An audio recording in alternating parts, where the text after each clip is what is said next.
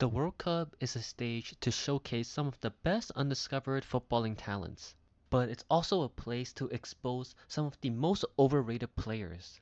That's why today I'm going to build an underrated and a rising stars team and see which one is better.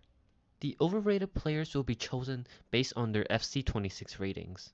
And for the breakout team, it will consist of players whose performances have surprised me the most. Let's start with the goalkeepers and work our way up. For the breakout team's goalkeeper, we have Zion Suzuki. He exploded onto the scene in Serie A with Parma, becoming the first Japanese goalkeeper to ever play in Serie A. He was also part of the flawless 4-0 clean sheet against Tunisia, which is the largest winning margin ever achieved by an Asian nation in the World Cup. And for the overrated team, we have Mike Maignan. I mean, he's 87 rated. That's the same as David Raya.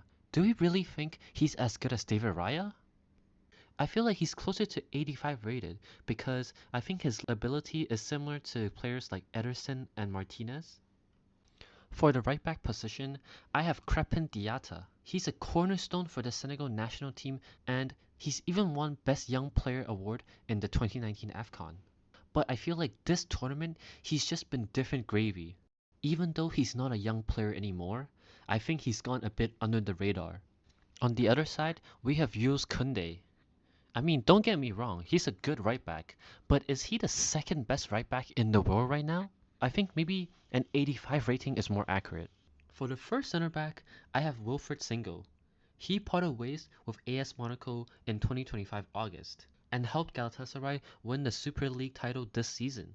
He put out a stellar performance in Ivory Coast's opening game against Ecuador, having 9 clearances and even an assist. Unfortunately, he's currently injured right now, but I definitely think he's going to be a big player in the near future. He'll be up against Ruben Diaz, who only started 24 Premier League games this season.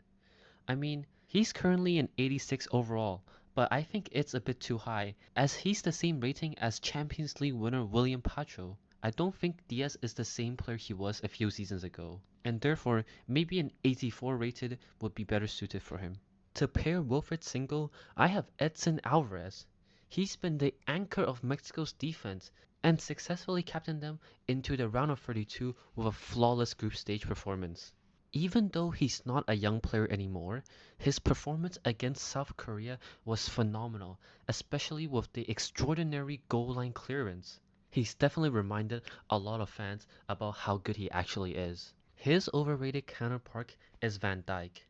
Even though Van Dijk scored 8 goals in all competitions this season, which is actually his best ever attacking return for Liverpool, this ultimately hides his severe regression in what actually matters, controlling his penalty box. He's made several mistakes throughout the season and has just lost that bit of pace and acceleration to catch up to defenders he once could.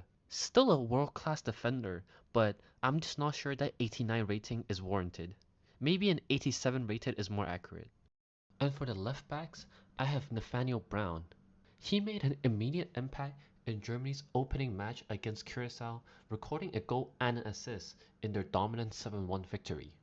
After only signing with Eintracht Frankfurt in early 2024, his immense development led him to be voted the club's official player of the season, scoring 4 goals and 4 assists domestically, alongside with 2 assists in the Champions League. And Robertson is the player I feel a bit overrated by FC26. With the arrival of Milos Kerkez this season, Robertson completely lost his first choice status. He was restricted to only 11 starts in the Premier League this season, and he finished the campaign with 0 assists in 24 appearances. Now moving on to the midfielders. You've definitely heard of the name Ayoub Bouadi. He was the captain of France's under-21 team until he recently switched allegiances to Morocco in May 2026. Weeks later, he was called up for the FIFA 2026 World Cup. But did you know that he's also currently studying a university degree in mathematics? He's just as sharp in the classroom as he is on the pitch. He's also broken several records.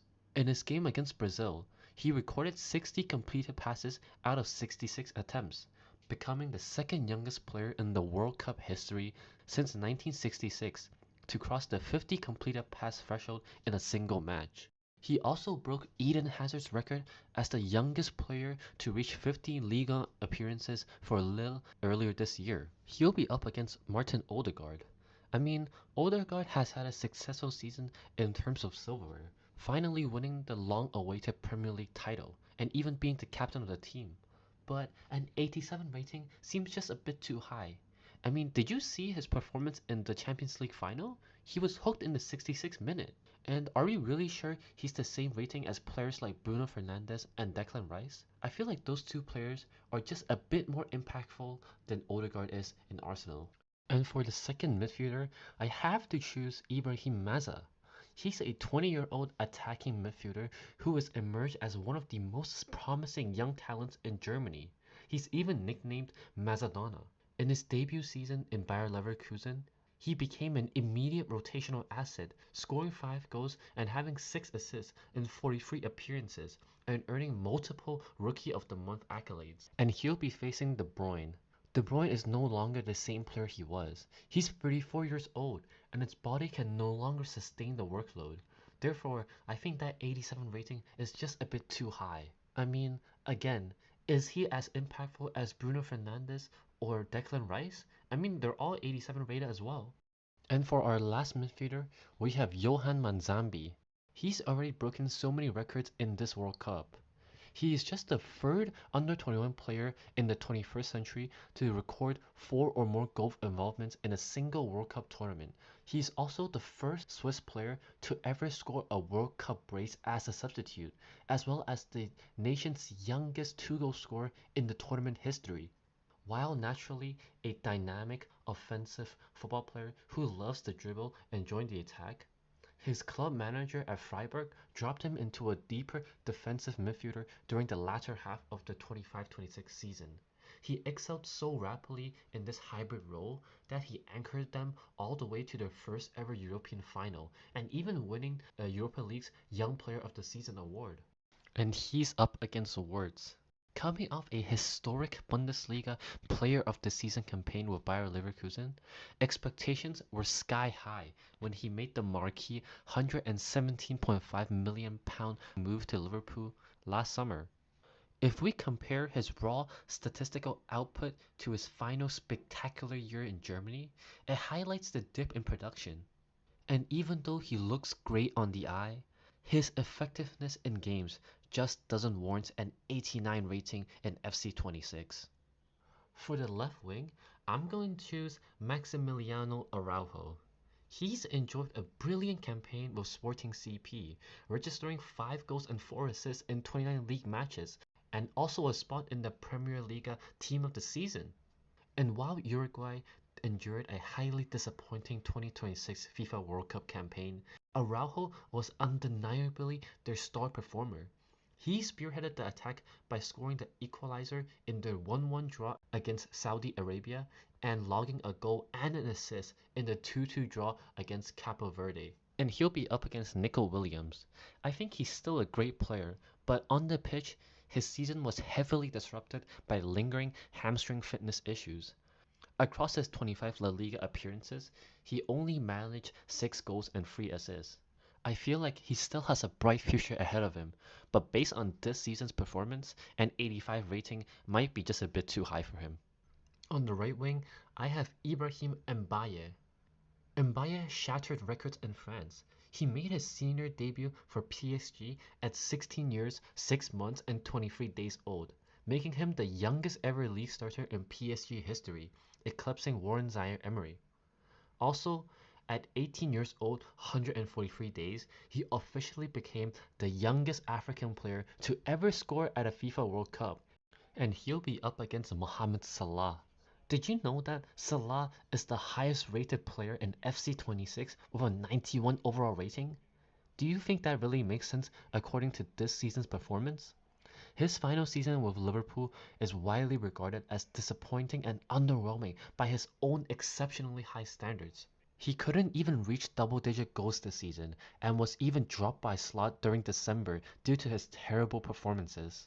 And lastly, we have the strikers, and I had to choose Dennis Undav, who has taken the 2026 World Cup by storm, cementing his status as one of football's ultimate late bloomers. Despite only making his senior international debut at the age of 27, the 29-year-old striker has quickly become Germany's most lethal attacking spark plug. In his first 2 games, he racked up 3 goals and 2 assists in just 56 minutes of action. This matched Roger Milla's historical record for the most goal involvements as a substitute at a single World Cup. And for the overrated team, we'll finish the striker position off with Alexander Isak. For a striker who comfortably challenged for Golden Boot when healthy, he finished the full season with 3 Premier League goals and 4 goals across all competitions. Let's not even talk about goals. He barely even played under Arne Slot. I know he had some injuries, but he was definitely outshined by Ekitike. By his standards, it was a completely lost club season that left major question marks about how he would adjust to life on Merseyside. And after introducing both the squads, here's a reminder of the starting 11.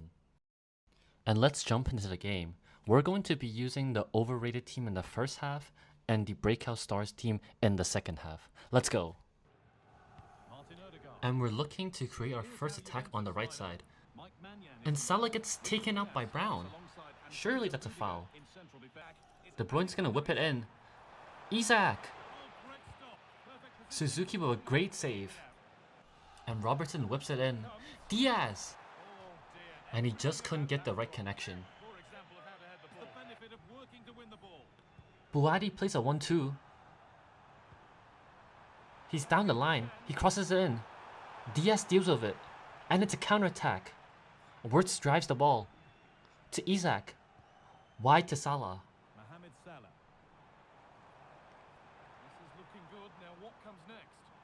He's cutting in. Wirtz spins. Salah. Through ball. Isak. Goal! And the breakout team strikes first. Wirtz does so well to find Salah, and Salah with the perfect through ball. Isak could never miss from there. Look at this sliding finish, it's perfect. Suzuki no chance. Odegaard spreads it to Salah. De Bruyne's in! And it's wide.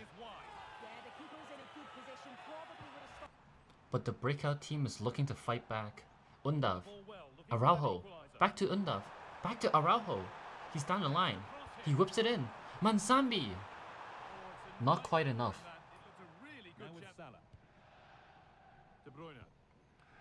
Oh wow, and De Bruyne still got it.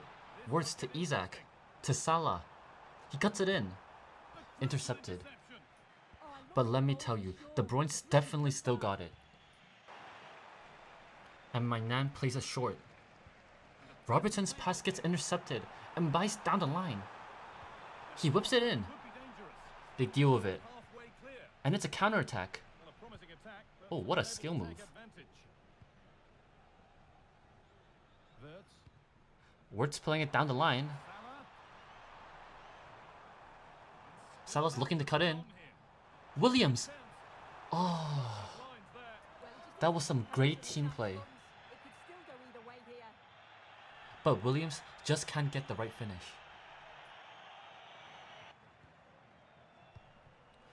De Bruyne finds Salah again, one-on-one. Wirtz. And it's saved by Suzuki. Oh, it was offside anyways. Just look at this De Bruyne and Salah connection. Trivela, back to De Bruyne. Williams! And he just can't pull it off. And as the second half begins, we'll be switching teams. Let's see if we can make the comeback. And Bai's running down the wing. The cross comes in. Just not enough. And Isak takes a long shot, but Suzuki handles it. And the breakout team is trying to come up with some ideas to break down the other team. But their defense is just too strong.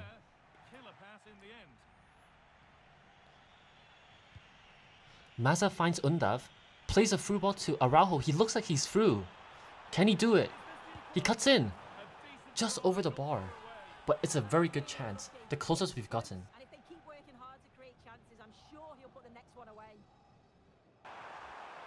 And as the clock ticks down, they get more and more desperate, but there's just no way through. They need to press now.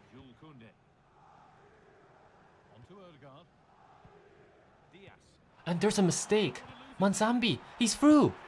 Straight at the keeper! And that was indeed the last chance of the game.